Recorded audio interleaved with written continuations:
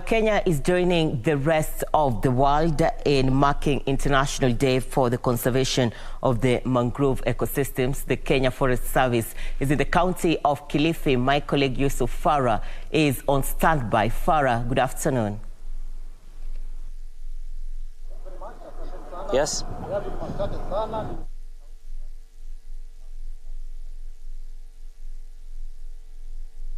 Right, we are coming to you live from the Zombere Creek in Kilifi County, where we're celebrating the commemoration of the International Day of the Mangrove Ecosystems.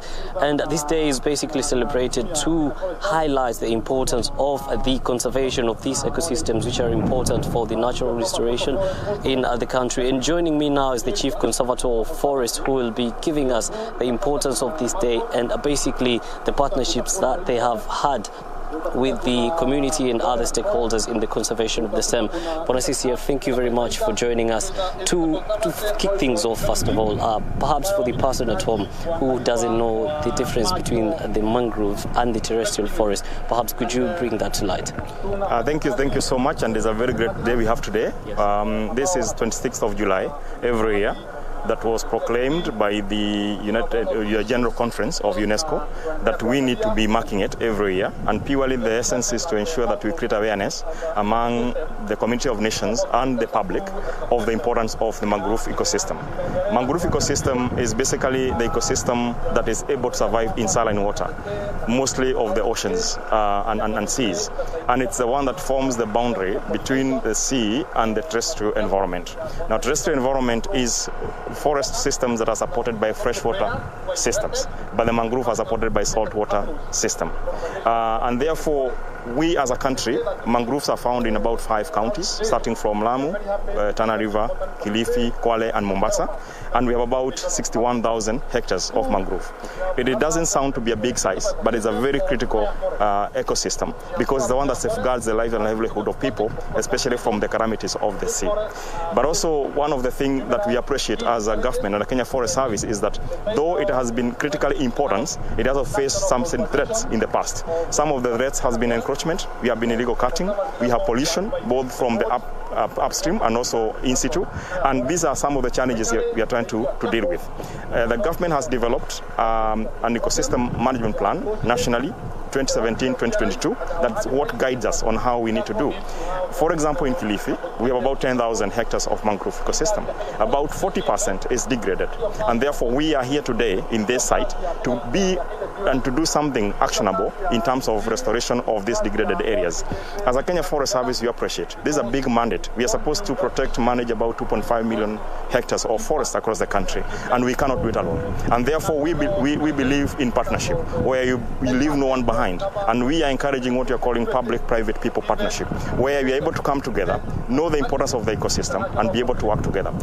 Most of the first defenders of these resources are the communities. We as a government, we are just stewards. We are custodian, but actually these are their own resources. But sometimes when they become an enemy of this ecosystem is because they don't understand the importance of this ecosystem. So the first thing we have done across the country and here particularly is to create awareness of the importance of mangrove, especially because the 70% of the economy of the coastline supporting livelihood is actually from fisheries. Fisheries can only thrive and can only breed under the complex system of the mangroves, the seaweed, and the coral reefs. And if we dismantle this ecosystem, then the economy collapses. And that's why the theme of this year is mangrove forest, key ecosystem to blue economy, because it provides the nexus between green economy supporting the blue economy and the people. And we as a government and the Kenya Forest Service, we have partnered with both ministries, agencies, and Department of Government, but also private sector, and more so the Community Forest Association. Here today, for example, we have been holding this together with the Kenya Wildlife Service. The DG is here because what we do in essence actually provides sustainability on the wildlife which is within his jurisdiction. And we thought today is good that we show solidarity, that we are serving the Kenyan people in whatever we do. We provide the habitat, he manages the wildlife, but we must work together for the good of the country and of the people. Thank you very much. Perhaps before I let you go, the working together, the CFAs you've been able to develop, how has it been? How have the communities perhaps benefited from these CFAs, and how are they able to maybe, for example, benefit economically from this? Yeah, exactly, because we want to avoid them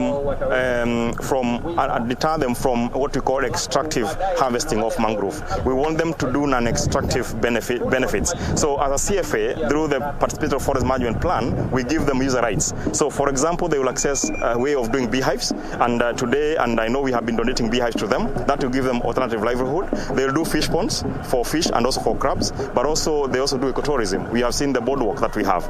This gives them alternative source of income and employment. That way, they realize that by protecting the forest ecosystem, they're also benefiting, because they know beehives cannot thrive if they don't support their conservation effort. The boardwalk cannot work if the area is destroyed. The fisheries cannot thrive if they destroy the environment. And that is where we have a common and mutual goal for working together with them.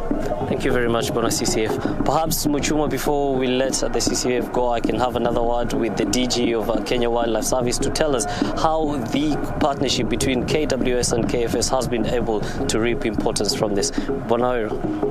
Thank you, man. So how has the partnership between KFS and KWS helped in the conservation of these forests? The Kenya Wildlife Service and KFS actually coexist in one ecosystem, in that wildlife will exist in forests.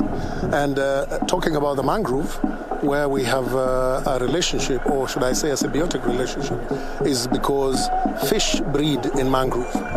And that is the reason why for us mangroves at Kenya Wildlife Service are very important, because what they then do is provide the places for breeding of fish and other sea life, which then we can see translating to our marine parks and the marine reserves. Without the mangroves, we would not have the reserves we have for people to be able to go out there and fish, what we call, for fishing for subsistence, by subsistence. That is the reason why. Thank you very much. Well, there we have it, Irene Muchuma, the partnership between KFS and KWS, and basically commemorating this day. Of course, we'll have more of this story in our subsequent bulletins, but for now, back to you in studio.